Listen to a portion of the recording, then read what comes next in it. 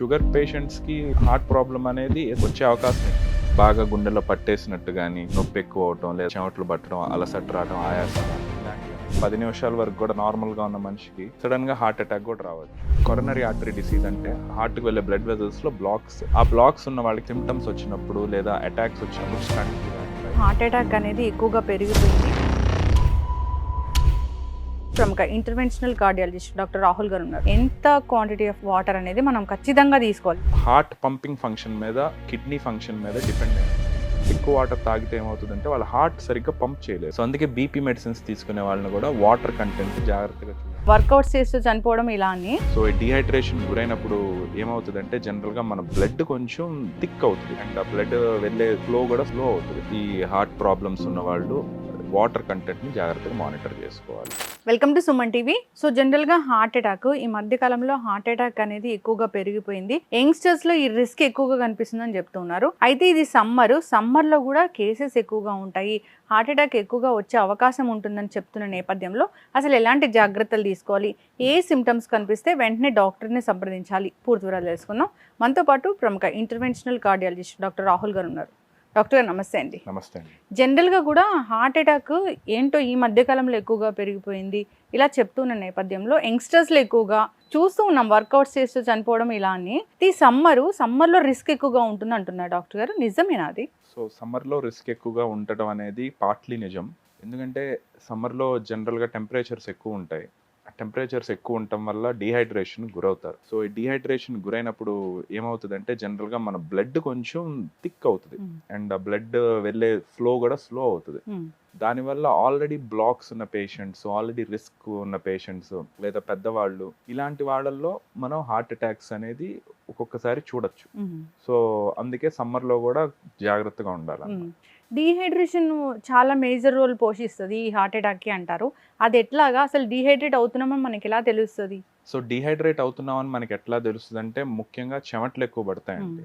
జనరల్గా మనం ఏదైతే వాటర్ ఇంటేక్ ఉంటుందో అది నార్మల్ వాటర్ కానీ మనం వండుకోటానికి యూజ్ చేసే వాటర్ లేదంటే ఇంకా రకరకాలుగా వాటర్ని తీసుకుంటాం. మనకి అది జనరల్గా బయటికి వేరే ఫార్మ్స్ ద్వారా వస్తుంది, చెమట్లని లేదా యూరిన్ అని ఎక్సెట్రా, దాని ద్వారా బయటకు వస్తుంది. ఎప్పుడైతే మనకి చెమట్లు బాగా ఎక్కువ పడుతున్నాయో లేదంటే మనకి యూరిన్ బాగా కాన్సన్ట్రేటెడ్గా వస్తుందో అది మనకు ఒక సిగ్నల్ అనమాట, మీరు సరిగ్గా హైడ్రేషన్ తీసుకోవట్లేదు అంటే. దీని అన్నిటికన్నా ముఖ్యం చెమట్ల కన్నా యూరిన్ బాగా కాన్సన్ట్రేటెడ్గా లేదా ఎల్లోయిష్గా అలాగ వస్తుంటే ఇట్ క్లియర్లీ టెల్స్ దట్ మీరు అవసరానికన్నా తక్కువ వాటర్ తీసుకుంటున్నారు.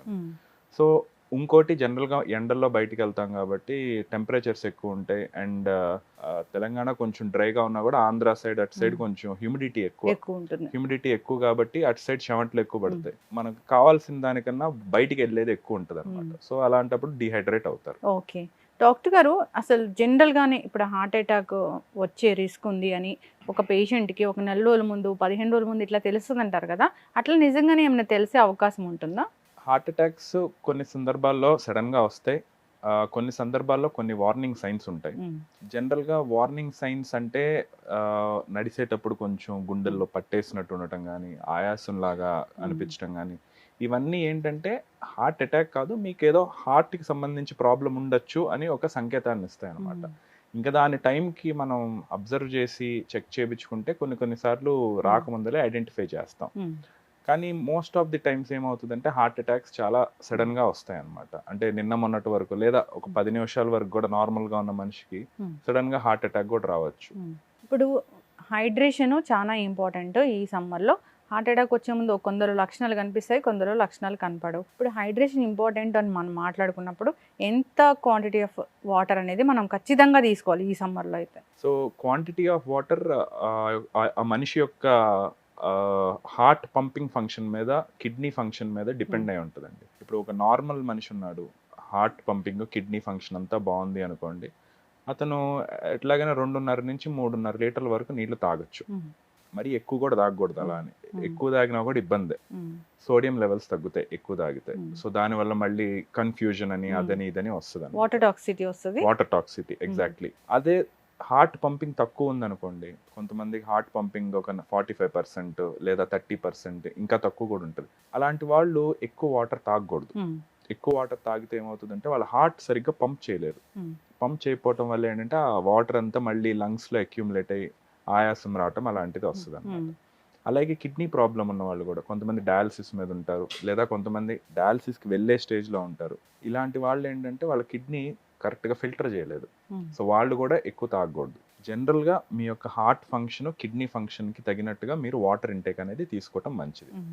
ఆల్రెడీ హార్ట్ ఇష్యూ ఉంది, టాబ్లెట్స్ వాడుతున్నారు అనే వాళ్ళకి ఈ సమ్మర్ ప్రత్యేకమైన జాగ్రత్తలు ఏమైనా ఉంటాయా? డెఫినెట్లీ అండి. ఆల్రెడీ హార్ట్ ప్రాబ్లం ఉంది, టాబ్లెట్లు వాడుతున్నారంటేనే ఏదో హార్ట్ ప్రాబ్లం ఉందని అర్థం.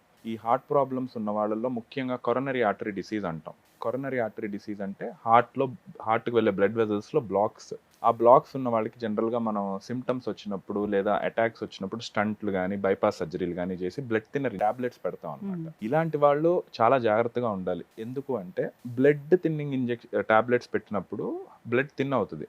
అదే మనం వాటర్ సరిగ్గా తీసుకోవట్లేదు అనుకోండి, ఏమవుతుంది, డిహైడ్రేషన్ గురైతే మళ్ళీ బ్లడ్ లో ఉన్న వాటర్ కంటెంట్ తగ్గుద్ది.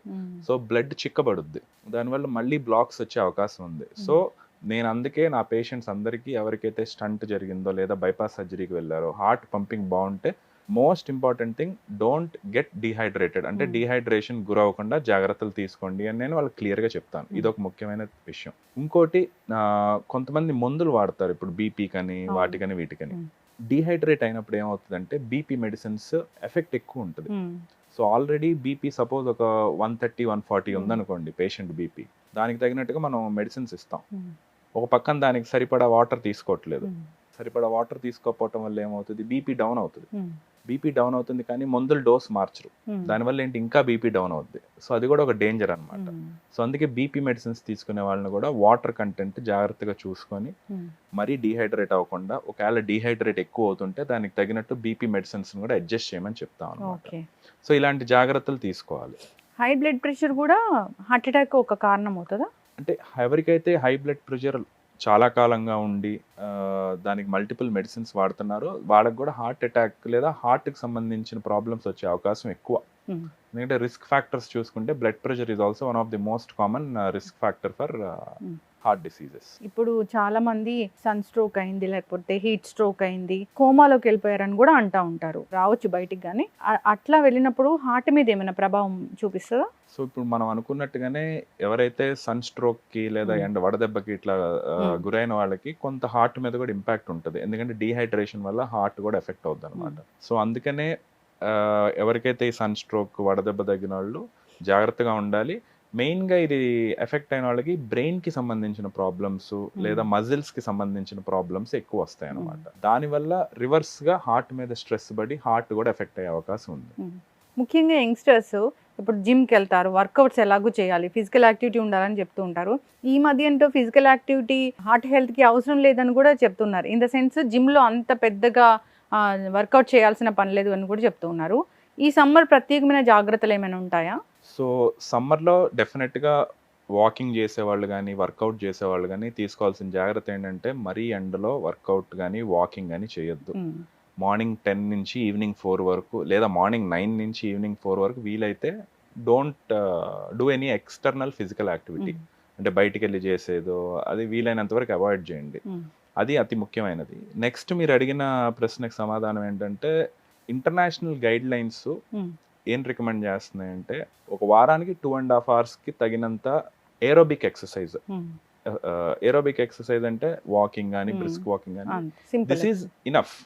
ఓకే, ఇనఫ్ అంటే అందరూ అంతే చేయాలి, అంతకన్నా ఎక్కువ చేయకూడదని ఏమీ లేదు, కనీసం అంత చేయాలని చెప్తారనమాట. అంతకన్నా తక్కువ చేయటం మంచిది కాదు అంటారు. దీంతో పాటు స్ట్రెంగ్త్ ట్రైనింగ్ కూడా వారానికి ఒక 2 రోజులు లేదా 3 రోజులు బాడీలో ఉన్న అన్ని మజిల్స్ కనుక మనం యాక్టివేట్ చేస్తే ఓవరాల్ హెల్త్ బాగుంటుంది, వెల్ బీయింగ్ బాగుంటుంది.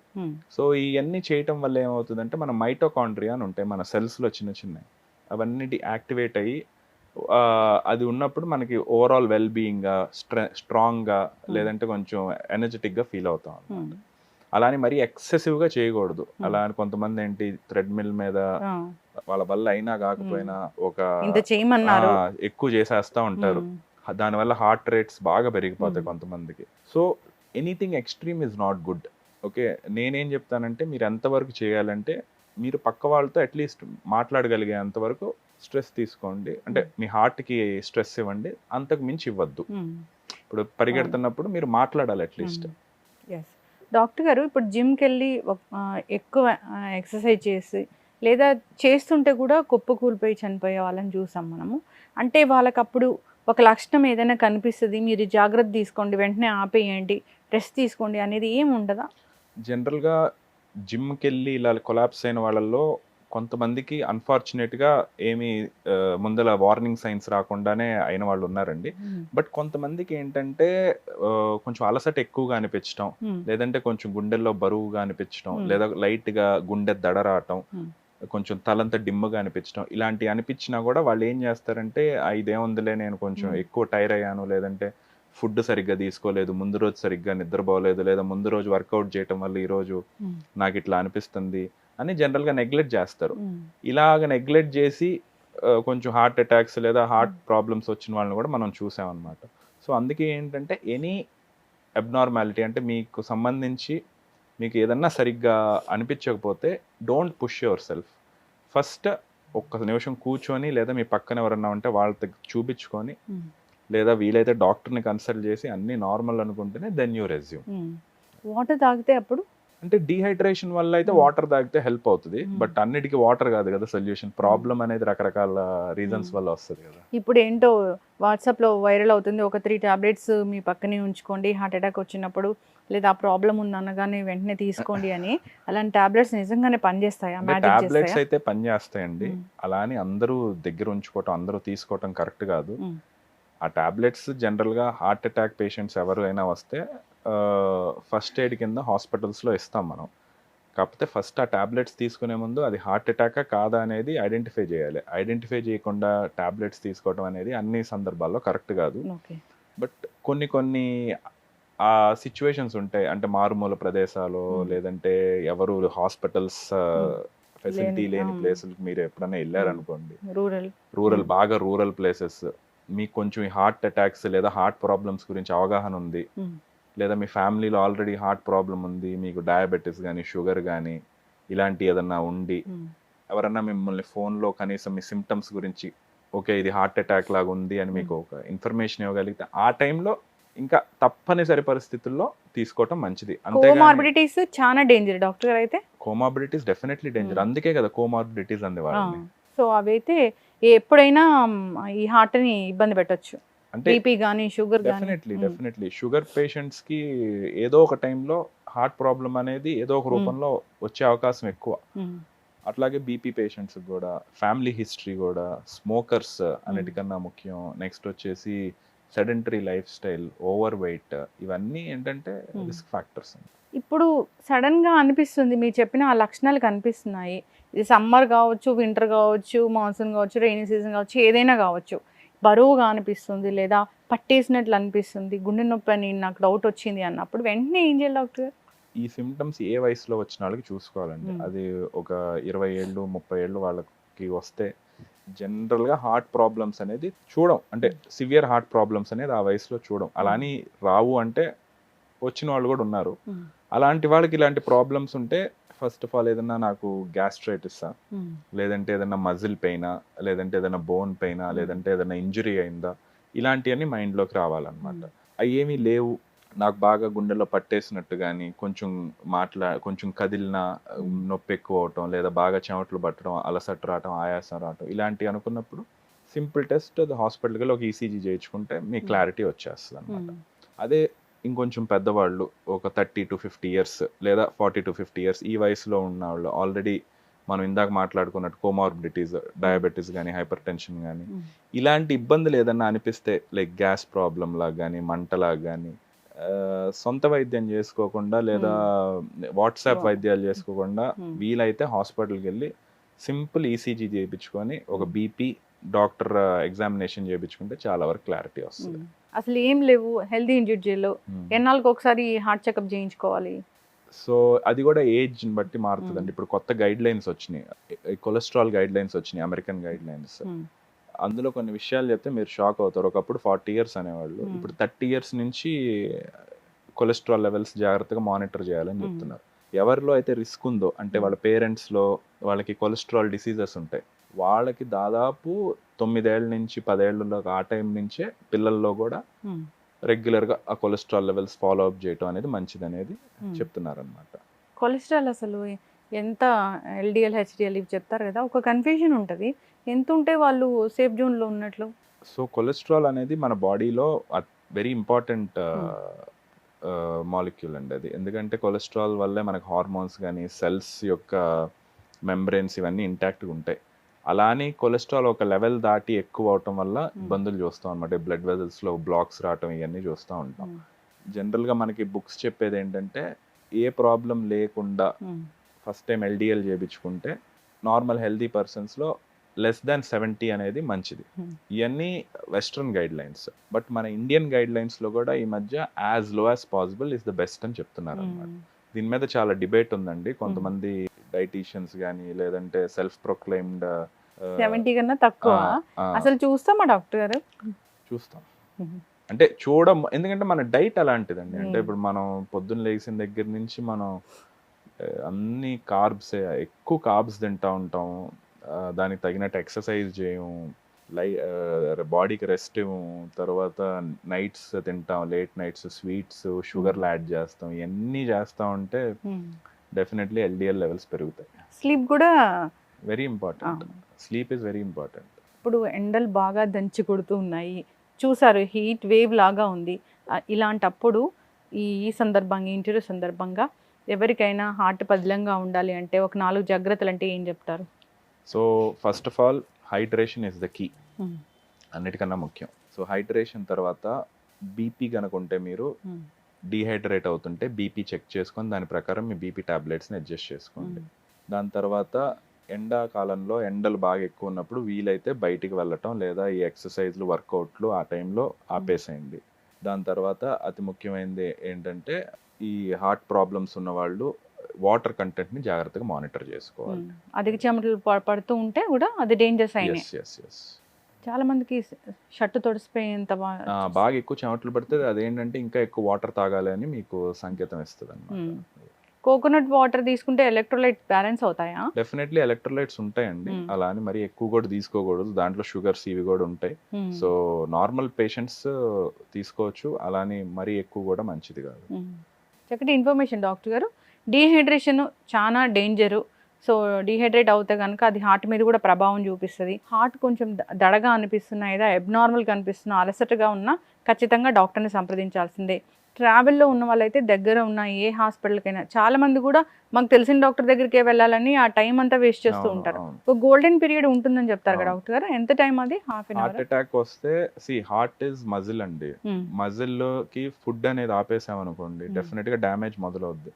సో ఎంత త్వరగా మనం ఫుడ్ అనేది ఇవ్వగలిగితే అంత రికవరీ బాగుంటుంది. సో గోల్డెన్ పీరియడ్ అనేది 2 hours లోపు కనుక మనం హార్ట్ అటాక్ వచ్చిన వాళ్ళకి ఐడెంటిఫై చేసి ఇమ్మీడియట్గా దాన్ని ఓపెన్ చేస్తే హార్ట్ పంపింగ్ అనేది మోర్ ఆర్ లెస్ నార్మల్ అయిపోతుంది. అదే డిలే అయ్యే కొద్ది ఏంటంటే హార్ట్ మజిల్ డ్యామేజ్ పెరుగుద్ది. మనం ఒకవేళ వెజల్ని బ్లాక్ క్లియర్ చేసినా కూడా పంపింగ్ ఇంప్రూవ్ అవటానికి టైం పట్టుద్ది. ఒక్కొక్కసారి ఇంప్రూవ్ అవ్వచ్చు, ఒక్కొక్కసారి ఇంప్రూవ్ అవ్వకపోవచ్చు. ఉమెన్ కి ప్రత్యేకమైన జాగ్రత్తలు ఏమైనా ఉంటాయా? అంటే ఇప్పుడు చెప్పినయే, దాంతో పాటు ఏంటంటే కొంచెం ఎక్కువ జనరల్ గా మన లేడీస్ వాటర్ ఎక్కువ తాగరు. సో వాటర్ కూడా ఎక్కువ తాగాలని చెప్తున్నా. నెక్స్ట్ ఈ న్యూట్రియంట్స్ అనేది ఫుడ్ ఇది కూడా జాగ్రత్తగా తీసుకోవటం. ఉమెన్ తన హెల్త్ గురించి తను అసలు ఎప్పుడు పట్టించుకోరు. ఎప్పుడైనా అసలు ఈసీజీ ఇయర్లీ వన్స్ చెకప్ ఉంటుంది కదా, దానికోసం కూడా వెళ్ళరు. ఖచ్చితంగా జాగ్రత్తలు తీసుకోమని చెప్పాలి. వాళ్ళకి చాలా పనులు ఉంటాయి, చాలా రెస్పాన్సిబిలిటీస్. బట్ అప్పుడప్పుడు అనుకోవాలి వాళ్ళు బాగుంటేనే ఇంట్లో వాళ్ళు అందరూ బాగుంటారని. So they have to take care of themselves. చక్కటి ఇన్ఫర్మేషన్ డాక్టర్ గారు, అందరు ఫాలో అవ్వాలని కోరుకున్నాం. ధన్యవాదాలు. Thank you.